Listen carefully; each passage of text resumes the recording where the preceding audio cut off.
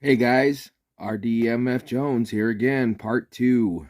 So, we have here our continued testing of some Lake City National Mash brass from 1967.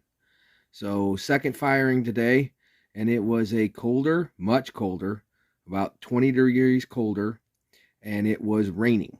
So, this is the second firing of these cartridges.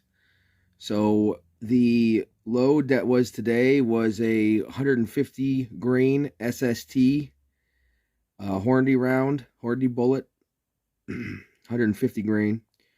And the average velocity I got out of that was 2,622 feet per second, in case you want to know. This one here, I have not done anything to. This one just came right out of the gun and picked up off the ground. So as you can see, no pressure signs that I'm seeing here.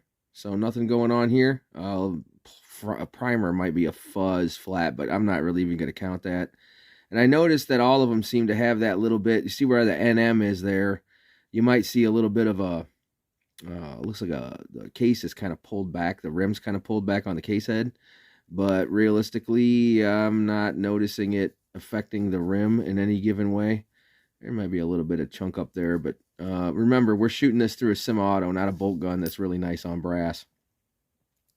However, I did get this odd phenomenon, and as you can see here, the cartridge cases landed in some wet grass and probably stayed there for an hour before I was able to pick them up. And so we're getting these kind of, this one's not bad, but these three are probably the worst out of the 20 I fired. We're getting these weird water spots. Like I said, I have not polished these, so I simply ran them through the sizing die and wiped the case lube off of them, and that's what we're getting with a rag. Case heads look good. Not finding any kind of no separation of the case head at all. But this weird water spot corrosion could be because of my polishing process, or it could be because this brass is just really susceptible to corrosion, being as old as it is.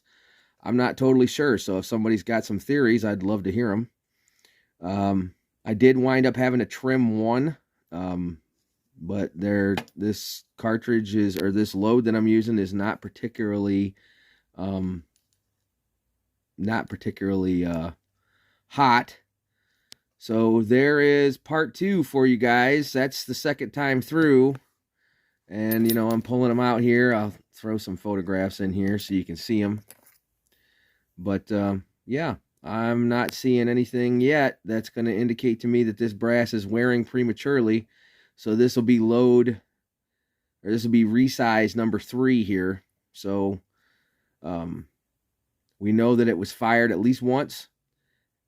I resized it and fired it once already, and this is the second time through that I have fired it and resized it. So, and that's full length resized, so it's not neck size. That's full length resized out of there.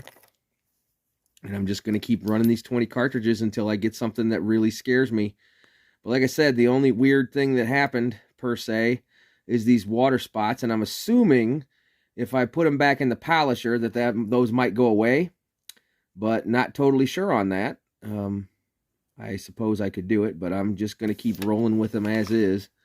Just keep wiping them off and trying them out. So let's not throw them through the polisher quite yet. You see some water spots there, but no neck splits, no premature neck wear, no case wear. I'm not seeing anything here that's making me think that these are not still totally serviceable pieces of brass. And I feel confident that I can load them and try them again. So stay tuned. We're gonna, once I get out to the range and get another load in on these, get them out to the range, I am gonna try her one. We'll go to, well, what will it be? It'll be load number 3, and then I'll fire them again. So this will be the third time. This is now the second loading. So thanks for watching. If you like this kind of stuff, I don't care. You want to subscribe, I don't care, because I don't do anything for you. I do it for me. Thank you.